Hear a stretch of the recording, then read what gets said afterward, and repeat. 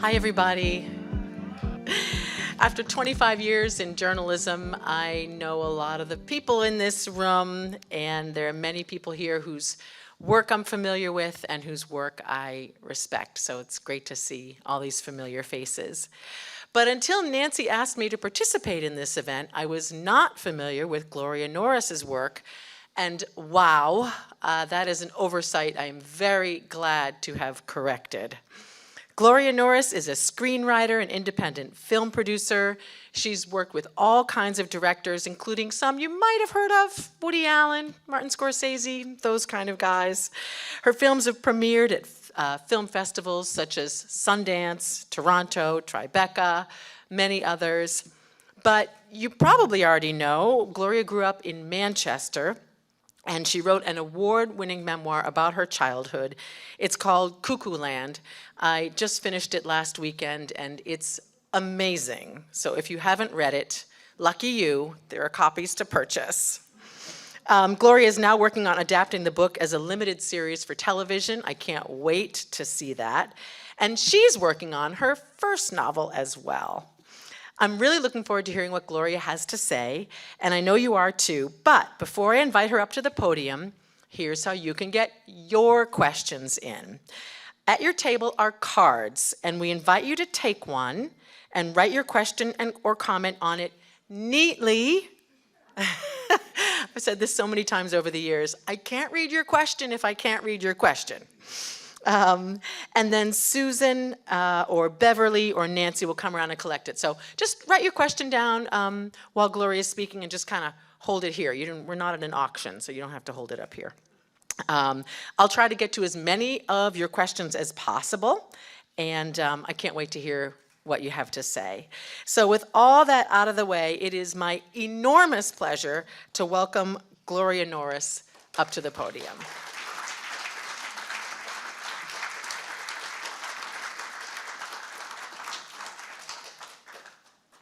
Yeah, I got to get the mask lines off too, man. Yeah, these are different times, you know. I appreciate, you know, your willingness to do this. And yeah, my husband and I are hoping to go on a little vacation in a couple of days up to Maine.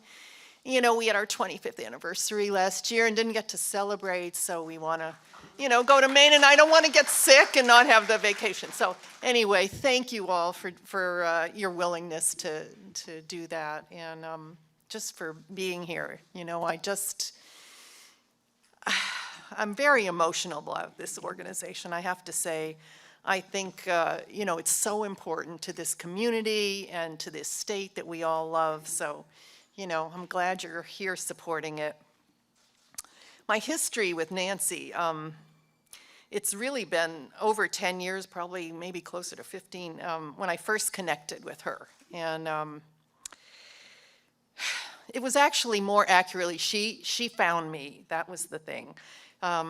She was decades into that career of hers that, you know, at the Union Leader, which many of you already know about. She tracked me down. She was researching a story about the criminal justice system. I had submitted an obit to the Union Leader in 2008 for a woman named Susan Hughes. Susan had committed a notorious murder in Manchester in the late 70s, and Nancy was planning to reference this crime in her piece. I'd had a long family history with Susan and was working on a memoir about the different paths our lives had taken over the years as we grappled with our violent fathers and the patriarchal systems that had enabled them.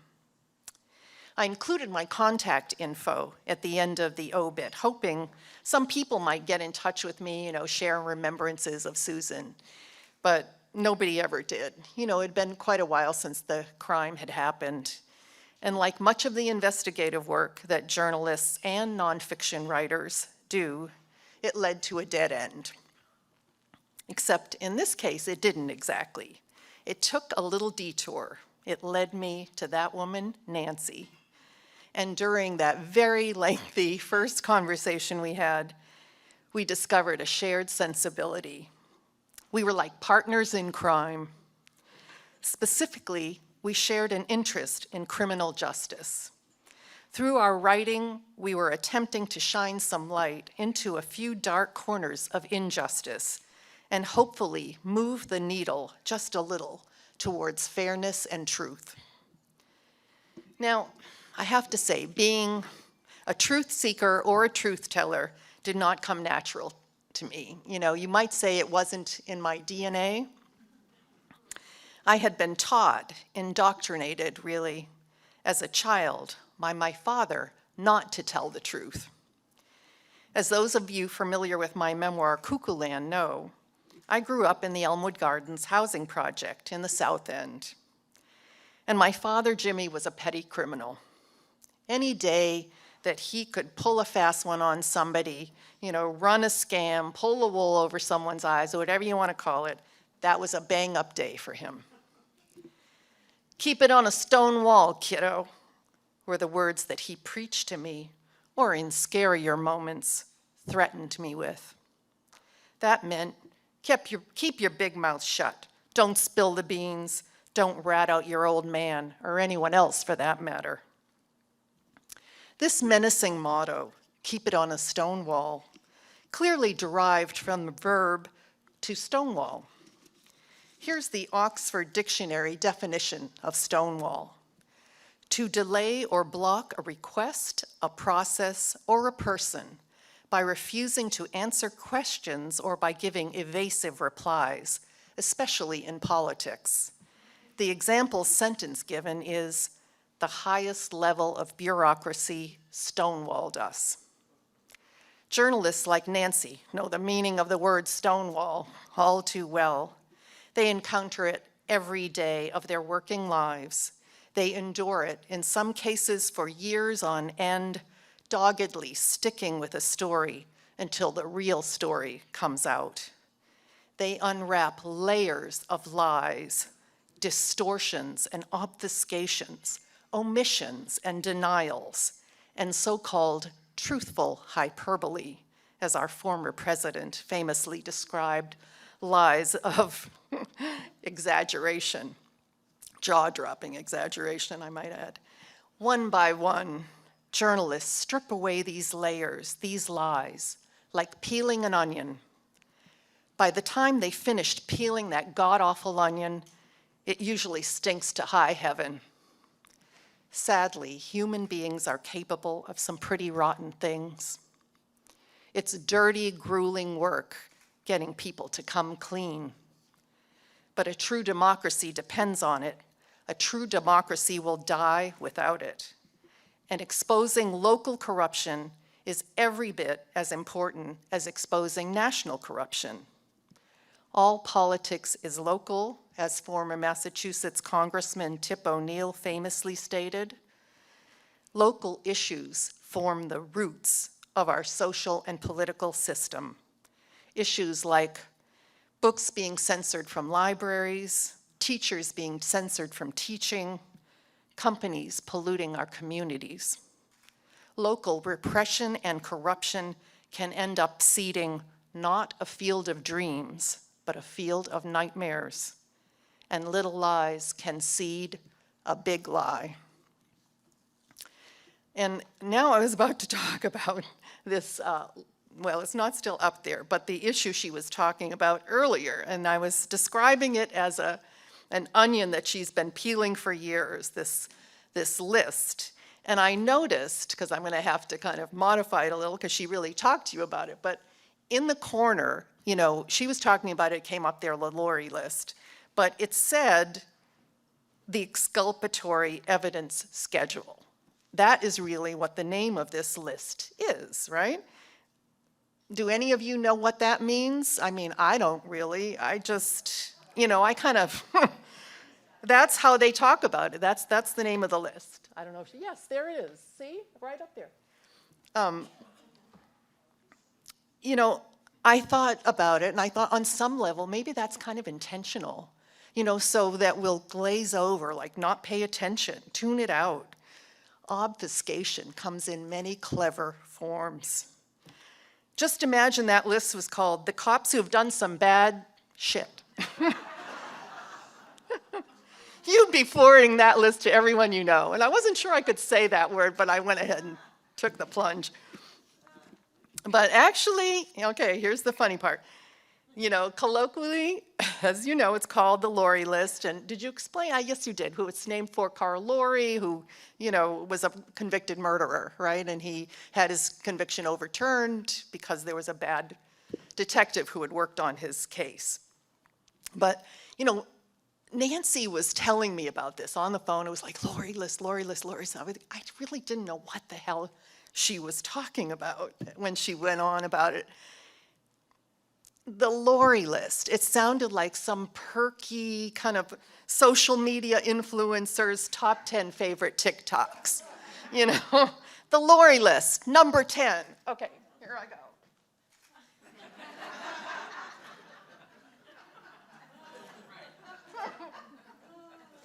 All right.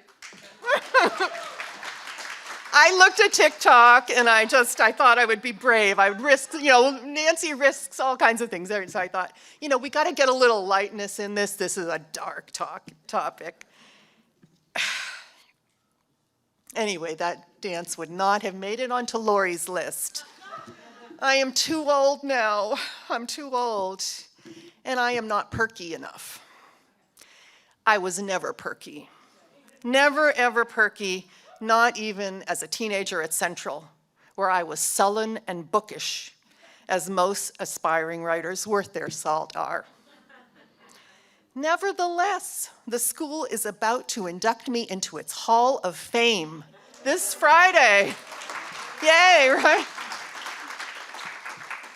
This is something I could not have imagined back when, egged on by scammer Jimmy, I lied to get in there, because we didn't live in Central's district.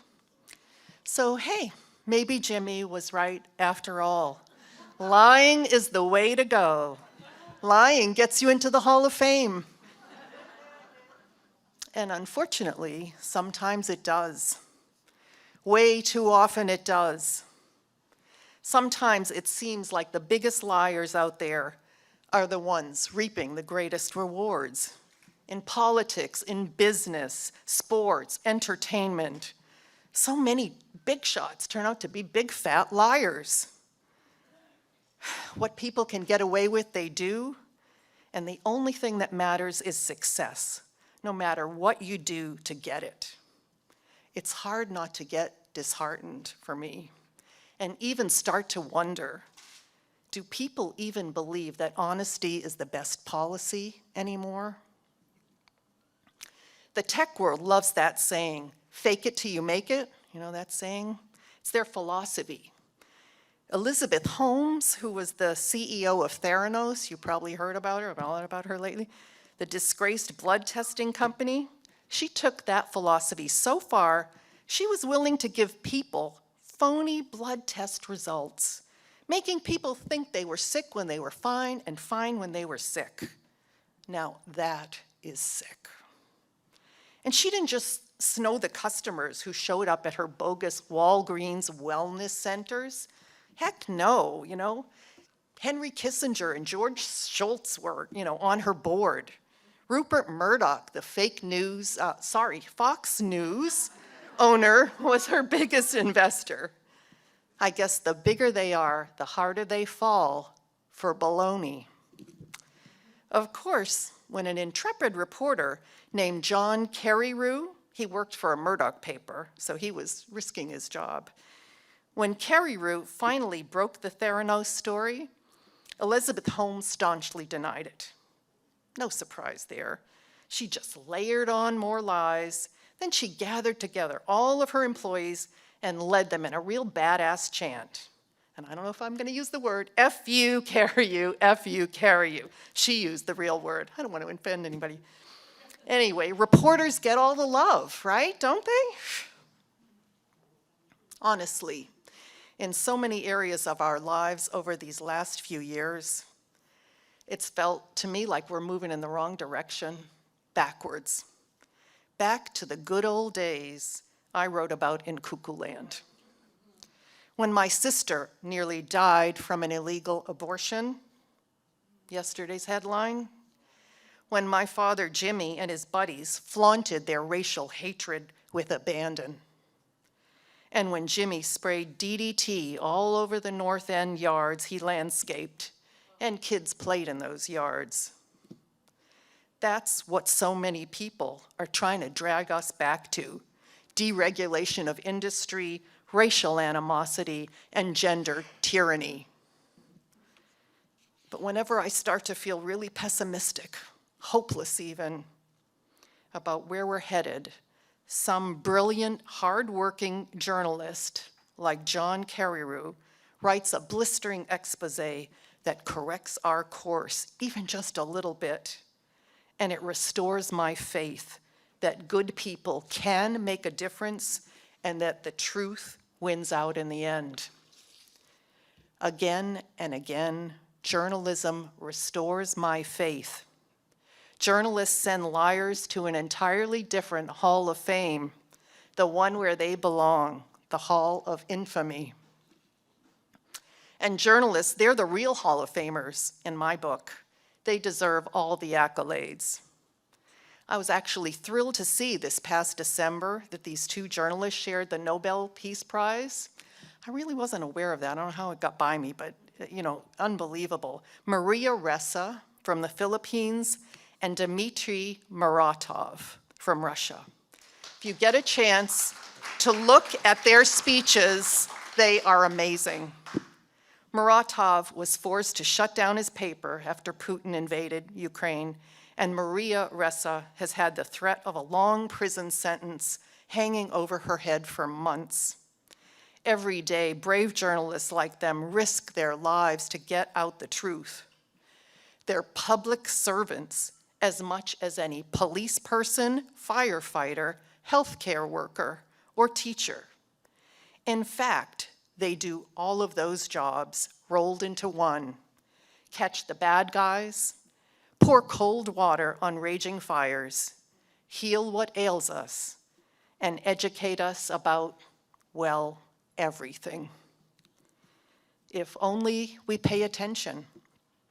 The last time a journalist received the Nobel Peace Prize, 1936. I don't know what took them so long, but this German journalist couldn't make it to Oslo to accept his prize because he was in a Nazi concentration camp.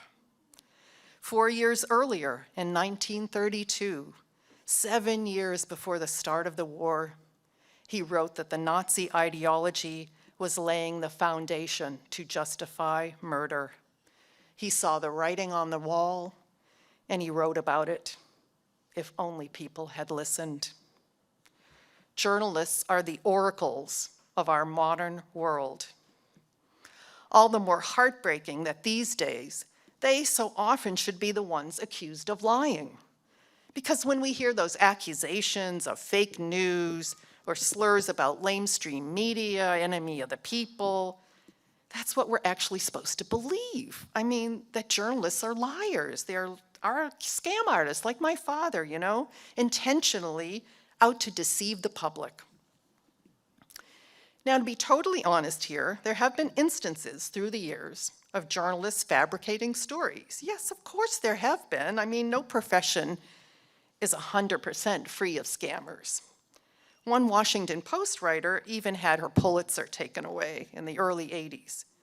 But it's a pretty short list. I Googled it, and if you do, you'll see it's not like it's a lot of people. There have also been a few prominent writers in my recent area of writing, memoir, who have been exposed as charlatans. Most famously, an author named James Fry turned out to be a Jimmy. He wrote a book called A Million Little Pieces. It was championed by Oprah until she had to disavow it. In one chapter of the book, he described a 3-month stint he had in the slammer after assaulting a cop while high on crack. Turns out he'd gotten a couple of traffic tickets and spent 5 hours in custody. Any cub reporter could have uncovered that whopper. Clearly, James Fry wanted to seem like an outlaw, like my father Jimmy was for real. No doubt he figured that would sell him some books. And boy, did it ever. You know, he sold a ton of books, and he was on track to make a million little simoleons, to use Jimmy's lingo, before his lies were exposed. Because, hey, violence sells. There's an old journalism saying, if it bleeds, it leads. It means crime stories are golden. They're content crack. Forget crime doesn't pay. Crime pays big time. It pays in news, and it pays in my racket, entertainment. Or at least it does most of the time. Alas, I didn't get rich writing KooKooLand. I'm coming clean here. I did not get rich. If I had, I would be bankrolling InDepthNH 100%, and we could all be home watching a crime show on Netflix right now, leaving Nancy to do her detective work instead of fundraising. But you know, I'm not complaining. My memoir has had a respectable, long life. Heck, it was praised in Oprah's magazine and elicited a fan letter from one of my literary heroes, Wally Lamb, a 2-time Oprah Book Club author. You could do worse than have your young self compared to Scout Finch and Huck Finn. That was priceless to me. And people across the country, they continue to reach out and tell me how much the book has meant to them, how much they appreciate the honesty in it. So what that it hasn't made me wealthy? It has brought me a wealth of friends, like so many people in this room, and a wealth of satisfaction that I've done something meaningful for myself and for other people.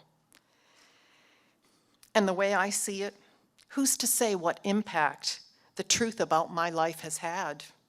If you touch one person, if you change one heart or mind, who can say what ripples that causes, the infamous butterfly effect? And truth be told, I'm not really surprised that KooKooLand wasn't a blockbuster like A Million Little Pieces. I never expected that. Sure, my story had crime in it, but it wasn't glamorous crime. It wasn't fun crime. It's not the I'm a wild and crazy rich drug addict kind of crime that James Fry was peddling, which, by the way, doesn't reflect the truth of what the vast majority of drug addicts actually experience, which is poverty and misery, not reading Dostoevsky in prison like he pretended to be.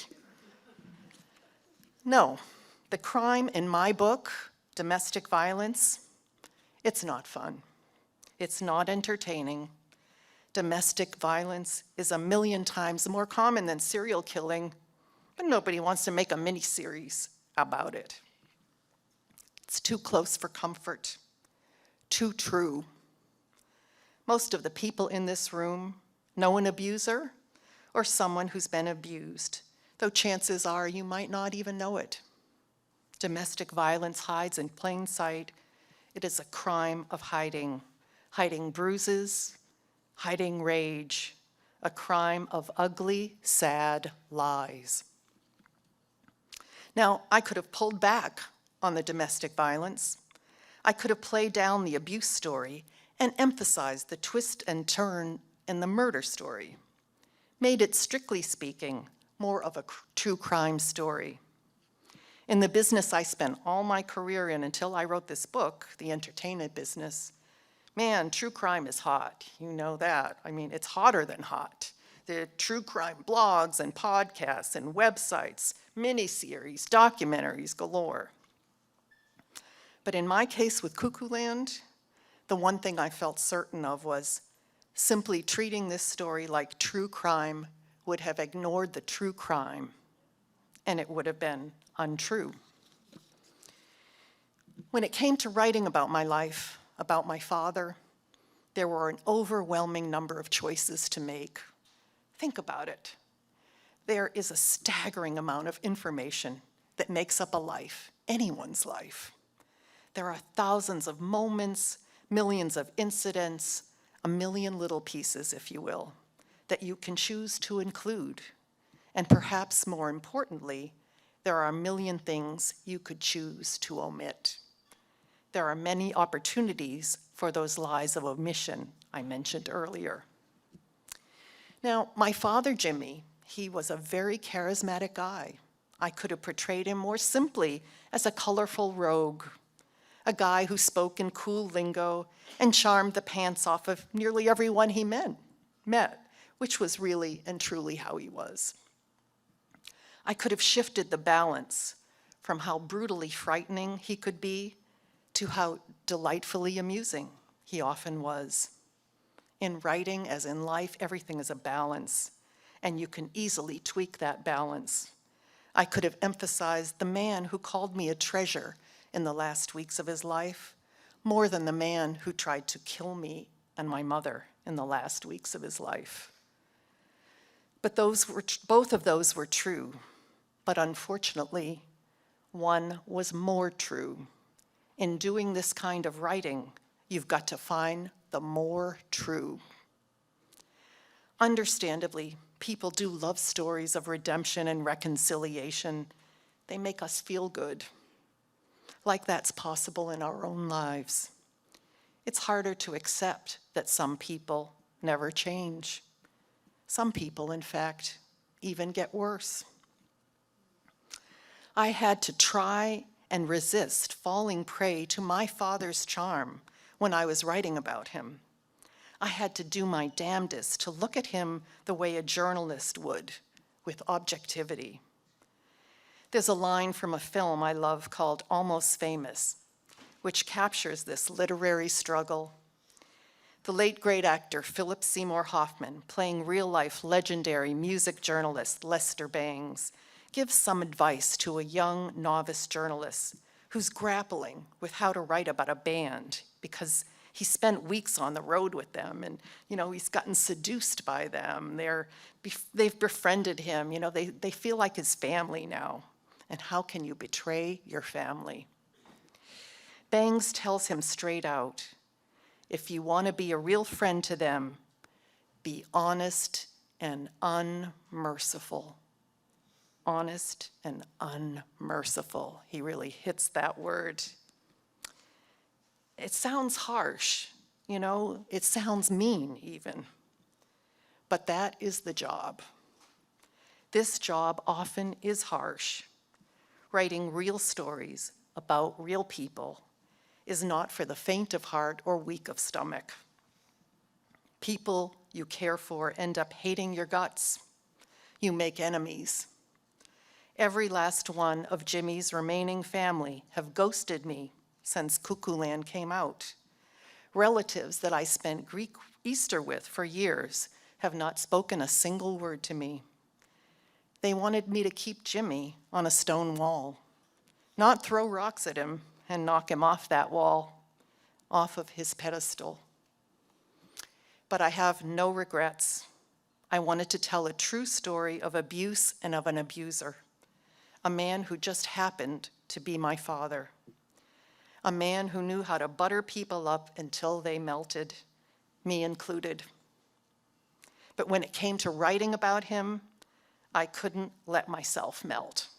I had to stay firmly on the side of truth. And like a reporter, I did my legwork. I backed it up. I didn't just rely on memory. Memory is murky. I conducted hours of taped interviews with Jimmy and other family members, people who were there, witnesses. I pored over Jimmy's own writing. Yes, ever competitive with me, and a lover of great literature, he fancied himself a writer too. I perused the racy captions on photos from his Merchant Marine days and looked at the Super 8 porn films he sent me, a few choice leftover relics from his days as a porn peddler. They were actually way more disturbing than I remembered them from when I was a curious 9-year-old unrolling them and trying to squint at the tiny images. And think about it. These were the ones he held on to. Gloria, the daughter, would have preferred not to look at those films. Gloria, the writer, had no choice. Like I said about journalism, it's dirty work, making people come clean. Same deal here. Talking to Jimmy, investigating him, getting him to part with those films, that was me going straight to the source, just like journalists do. You see what you can get right from the horse's mouth, knowing some of it at least is going to be BS. Simultaneously, you hit your other sources. See how that tracks, whether it proves or disproves what you got from the target of your story. One of my most revealing sources turned out to be, believe it or not, Jimmy's longtime psychiatrist. Yes, Jimmy, surprisingly, like his wise guy TV hero Tony Soprano, went to a shrink. And because Jimmy had given me power of attorney during the last year of his life, this psychiatrist was able to meet with me and later send me copies of over 10 years of treatment notes. That's like a reporter hitting the jackpot. The first time I reached out to this doctor was a few years after Jimmy died. I told him what I was doing, and he wrote right back to me within like an hour. Your father was one of my favorite patients ever. Right away, that was a bit of a red flag to me. It made me suspect Jimmy had buttered this guy up pretty good. And that proved to be the case. Jimmy had pretty much conned him for years. This man had absolutely no idea Jimmy had been abusive to my mother over the years, all the years he'd been treating him. And he seemed skeptical when I told him. I'm not sure he really believed me, but I knew the truth. I had seen the truth with my own eyes, so had my sister and obviously my mother.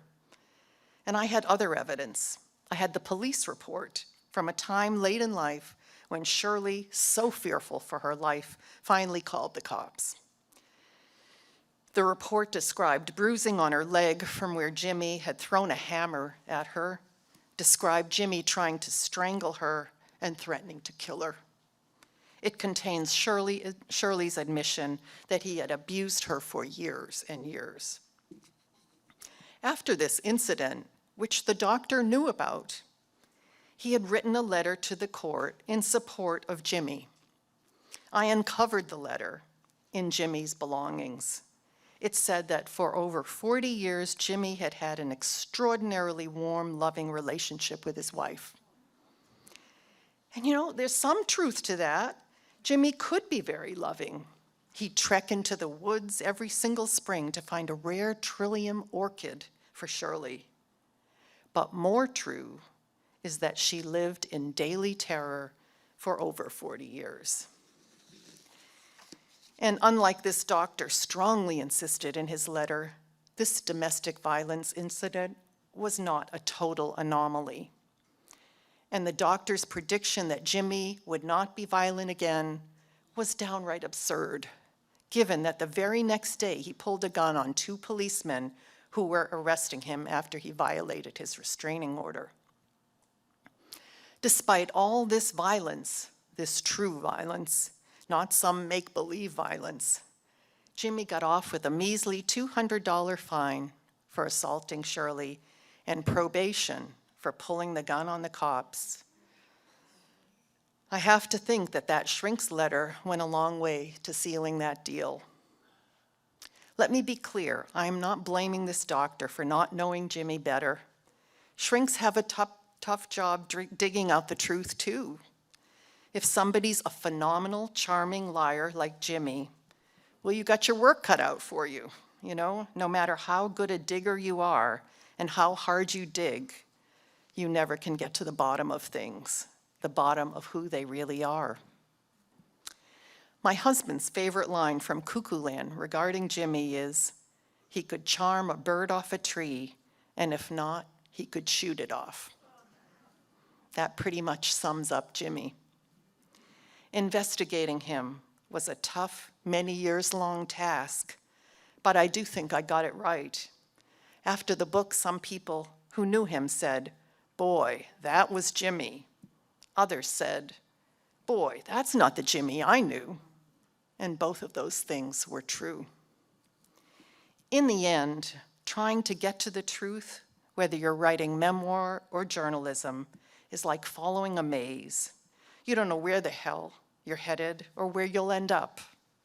At first, everything seems confusing, nothing seems clear. You hit a lot of dead ends. Often you ask yourself why you got into this in the first place. You question whether you'll ever come out the other side, but you plow on. It can be lonely and scary and frustrating. You've got to stay focused and determined. But if you do that, you finally figure it out. You come out the other side, you live to tell the tale, and that's what I did.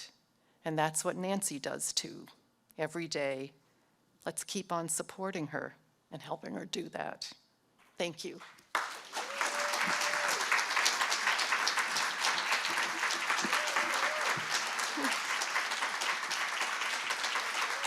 So thanks guys.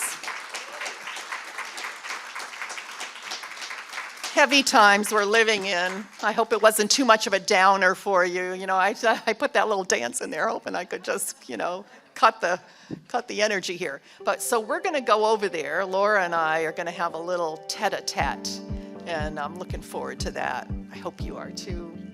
Thanks.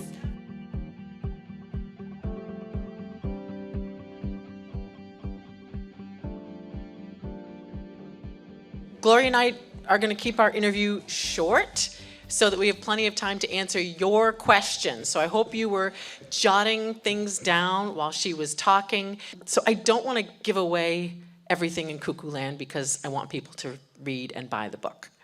But there are 3 murders in the book. And I wonder, Gloria, you were talking about stonewalling. What kind of stonewalling did you face while you were trying to get the real story behind these murders? Because it's complicated. Yes, there was a lot of stonewalling. I tried to talk to, the police they were still around at that point. They're probably by now, I don't know, they may be gone. But, one of them wanted a payoff. Yeah, wanted to be paid money to talk to me. And I, of course, wouldn't do that. And certainly the criminal justice system. When I was looking for Susan, because later on I was looking for her, I had no idea where she was, lost track of her. But I figured based on what, her past had been, that the likely first place to look for her would be that she was in the women's prison. And so I called so many times and they flat out lied to me. They said she was not there.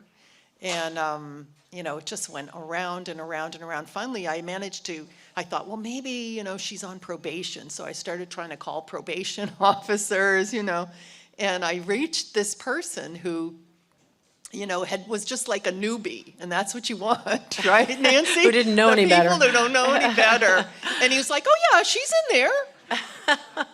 And so, and then certainly with her family, I spoke to Hank's brother, who really was, had some choice things to say to me and his wife. And, he's like, get out of here. But then he wouldn't stop talking, one of those people, And then he was like, he insisted that Susan had really committed crimes that her father had committed and that he was sure of it. And so, it was all across the board, a lot of, even right down to the librarian at the Manchester City Library, who, when I said I want to look at the, what they have, that microfiche or whatever you call it, the thing in the reels that makes you nauseous when you look at it too much, I would literally, at the end of the day, want to throw up. But she's like, you don't want to look at that. What you're looking for, that story? You don't want to see that. I said, yes, I do. She's like, no, you don't want to, don't look at that story. I mean, it was like a shameful, a librarian story in the city's past, which I also thought maybe would be like I'd come back here after writing the book and someone would shoot me because I had made the city look bad or something like that. But it didn't turn out to be that way. I'm so happy I'm here. But anyway, so even the librarian was, a little bit, trying to keep me off the trail. Wow, I'm surprised. Usually librarians are held up as sort of, You know, I love about that the library. virtue I don't of- mean to malign Yeah. that. I love that. There's many people there that like they've had me speak there and everything. I don't know who that was. I don't think that woman is still there. She's gone, long gone, whoever she was. But yeah, it was that was. Gloria, what murder was it? I can't recall from the book. Well, as she said, there are a few different crimes Yeah. in there. What was I referring to? Well, it was something that occurred in 1963. Doris Piasny and John Bentley. Yes. Yes, maybe but it was a very, a big story kind of at the time. And also very, it became a national story too. It was Oh, covered yeah. in the New Yorker. Calvin Trillin wrote about it, and so anyway. Well, I highly recommend reading about it in the book because it's eye-opening and disappointing to see how the criminal justice system dealt with it. A couple times, I was reading the book at night and I would just put it down and go, no. So anyway, we won't give away more there. Remember to, hold your cards up, and Beverly or Nancy will come around and collect them. I'm just going to ask Gloria a couple more questions, but I really do want to take your questions. So you clearly have this tremendous love and respect for journalists. As a lifelong journalist myself, thank you very much. Did you ever think I'm about married being... to a journalist, Yeah, so you kind of too. have to. But I was before that. Did you ever think about being a journalist yourself? No, I'm just a movie gal. I really started in that from the get-go. Really, as soon as I got out of college, even while I was in college, I was working on a screenplay. As you see in the book, Jimmy took me to movies of all stripes, and from Blood Feast to Charlie Chaplin to whatever. So he really instilled a love of movies in me, and I was crazy to be in the film business. Yeah.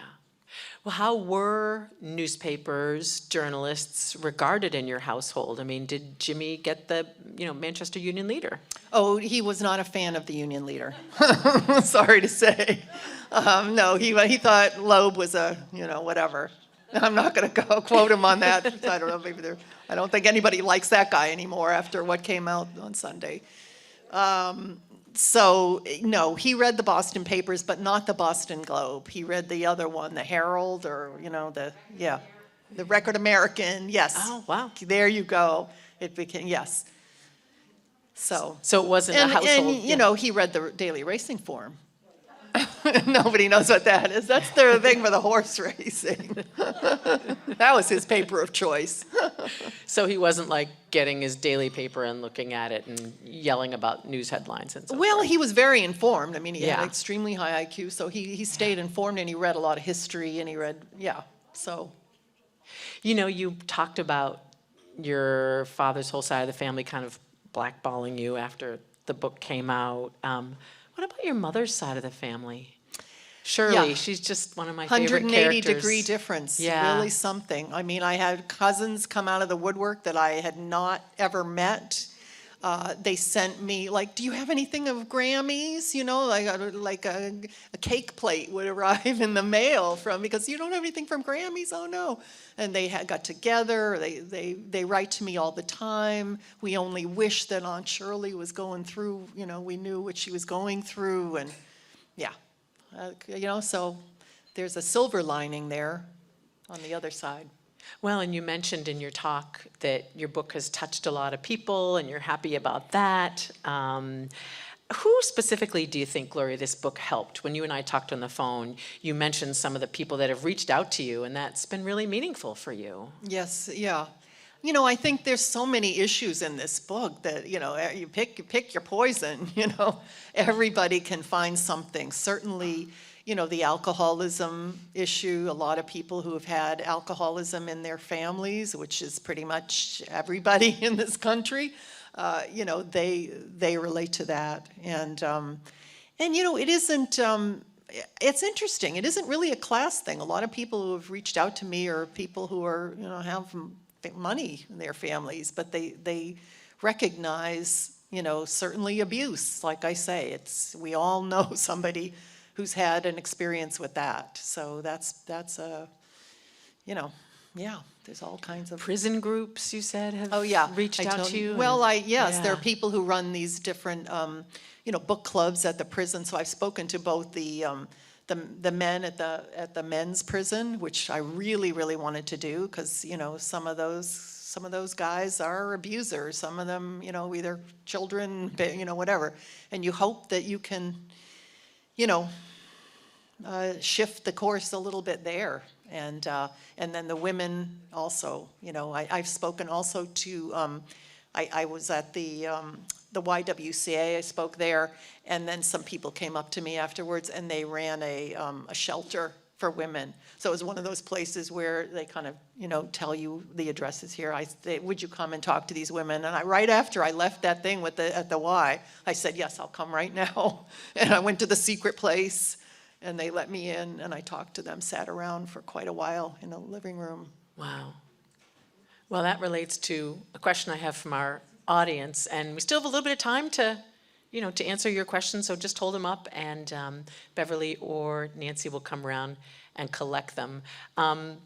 During your darkest days, what left you going? What kept you going? Thank you, you are a gift. That's a great question. Yeah. What kept me going? I think there's a lot of things. My sister kept me going. I felt the love of Virginia. I felt that my mother really loved me. I think that in that way I was blessed. Even though she couldn't protect me, my mother, I did feel loved by her. And I don't think every kid in a household like that, has that. There just were so many people along the way. I talk about that in the book, just different families in town who took me in and encouraged me. And yeah, so there's a long, long list of people, And I told a little story about when I was at the Bookery on Sunday. I can tell it again very quickly, but because I was taken with the fact that the Bookery is now where McQuaid's store was, and there was a story that didn't make it into the book, because it's a million little pieces, you can't fit everything in there. But we drove down Elm Street, and it was always like, because we did our shopping at Zare's or Bradley's, which was the more south end of town, and I dreamed of going to the Bell Shop or Paraso's or McQuaid's or whatever, and I saw this coat in the window, a red fake fur coat. And I was like, oh my God. I said, Mom, that coat is so beautiful, as we drove by. Well, Mom, couldn't drive. Jimmy didn't let her. She walked all the way from the south end up to McQuaid's and talked to the man, the owner of the store, and said, I want that coat for my daughter. And he said, there are actually 2 coats. My daughter has the other one. I only ordered 2 of them, and that's the other one. And he said, she said, I can only pay 50 cents a week on the coat. And he said, that's fine. You take the coat now. He gave her the coat. He trusted her, gave her the coat, and she went back there and paid off that coat. And we never forgot about it. P.S. Before I came here, I don't know if he's here or not, but I just got an email right before I arrived from someone who said he was the son of the owner of that store, McQuaid's, Mark McQuaid. He said, that was my father, and that story is very meaningful to me. Wow. And one little act of generosity and kindness, you never know. Look that carried me through, and. Well, and I'm amazed in the book, every Christmas, Shirley manages to pull together these beautiful gifts. And anyway, I don't want to give away too much detail, but it's incredible. Here's another question. When did you first discover the power of writing? Was there some teacher or mentor who inspired you and helped you discover your talent? That's a great question. Thank you. Yes, thank you for that. Well, I think I'll probably talk about this on Friday at the induction over at Central, because there was a teacher there, Miss Buffum, who was the advisor to the literary magazine. And though I was like, this is the end of the 60s, beginning of the 70s, I'm just a rebel, without a cause. But I didn't even, I'm not pictured in the yearbook even, because I was just wanted to be, different or whatever. But I was on the literary magazine, and she was very yeah, she was very encouraging to me and let me write, to encourage me to write a little play and write this and poetry. So I kind of did it all. And when I went back there for the first time, they had all of the stuff I had written from these literary. It was like in a museum. They had it under glass. They said, "Look at the work of Gloria Norris." Boy, that was incredible. So thanks to Miss Buffum for that. That's awesome. Yeah. Here's another one. Did Jimmy have a traumatic childhood? Oh, yes. Oh, He yes. absolutely did. He did. I was scared to death of his father, who was a very, I swear, my sister and I would say, "Have you ever seen this guy smile?" Never. I never saw him smile. And yet when he died, there was like a big tribute to him in the Nashua paper. He did this and everybody loved him and whatever. But with, how that is with their own family, sometimes it doesn't work that way. So yes, he did. And his mother, he had a terrible relationship with his mother. I once saw him literally strike her. I mean, and she was like a little lady. He hated her. She didn't felt that she was supportive of him at all. Wow. So Again, the stories are in the book, so Yeah. pick one up after the event.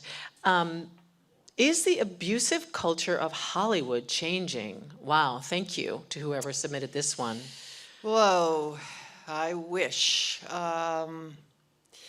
I am not sure. I wish I'd like to think so. I mean, it has just been literally since the Me Too, and it even took a while after that for them to start hiring a few people.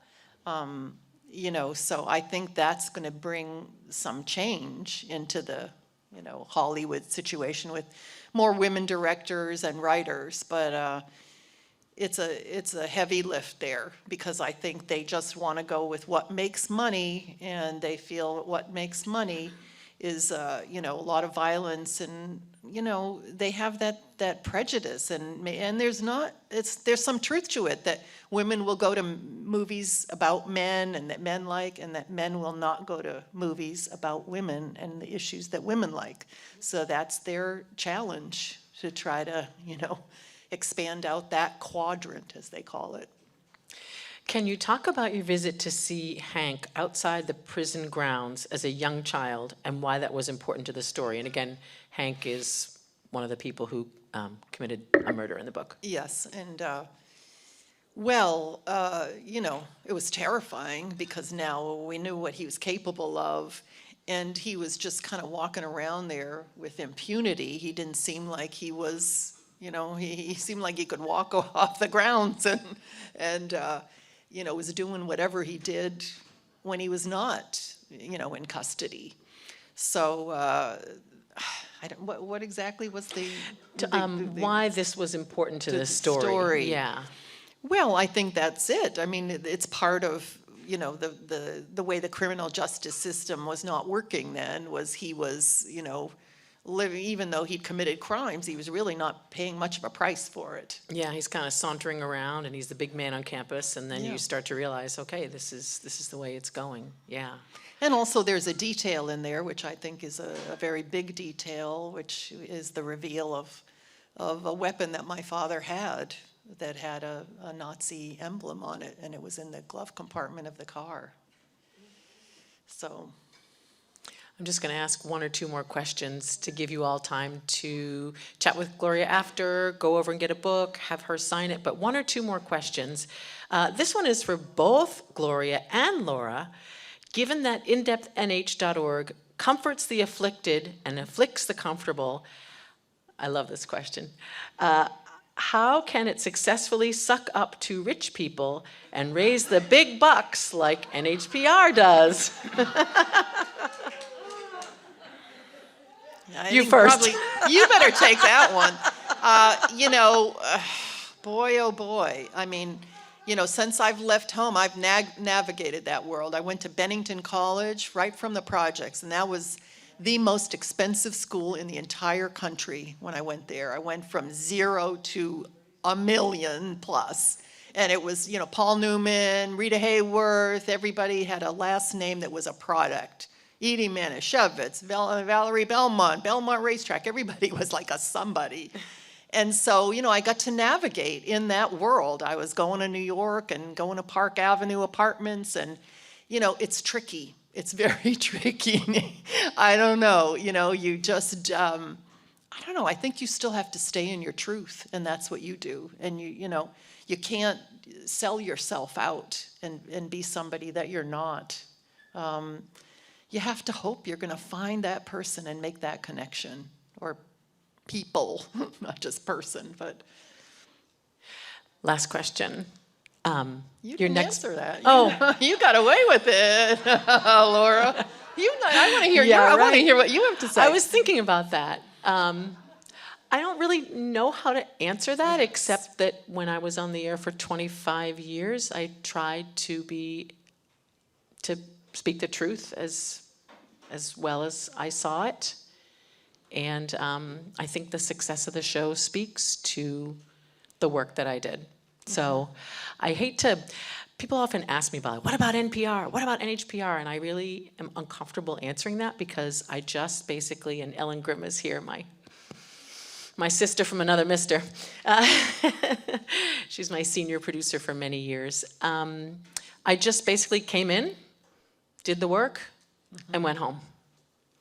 And so for myself, I did my best, and I just don't feel comfortable talking about a whole organization. And now people are going to be like, that's stonewalling. No, no, I really, most of the time, so I was at NHPR for 25 years. Most of that time I was raising children. So literally, I came in, I did the show, and I went home. Yeah. So if there was other la-la stuff out there, I was not a part of it. It wasn't primarily your job. No, right? it was That's not. the thing. It was not. Yeah. So that's help my you out with that's that my a little. that's my somewhat Weasley answer. It's not Weasley. I don't see it as Weasley. I think that's a great answer. Next project. I know sometimes Yeah, writers we're don't want to talk both- too much yeah, about no, their next yeah, project. I'm a close to the best kind of writer, but yes, I am working on a novel. I've mentioned that to a few people here. So, and it's got some autobiographical elements, more kind of centered in the film part of my life, and so I'm in the throes of that, and I'm still got a lot of optimism that we'll do something with KooKooLand. It seems to be the time. I mean, they will definitely want to push me. They're like, oh, true crime. Then I keep hearing the mayor of Easttown was so good. We can sell it with that, and that's what my agent says. He thinks it's a good time to sell. Everything is like something. That's how they sell it. It is like so.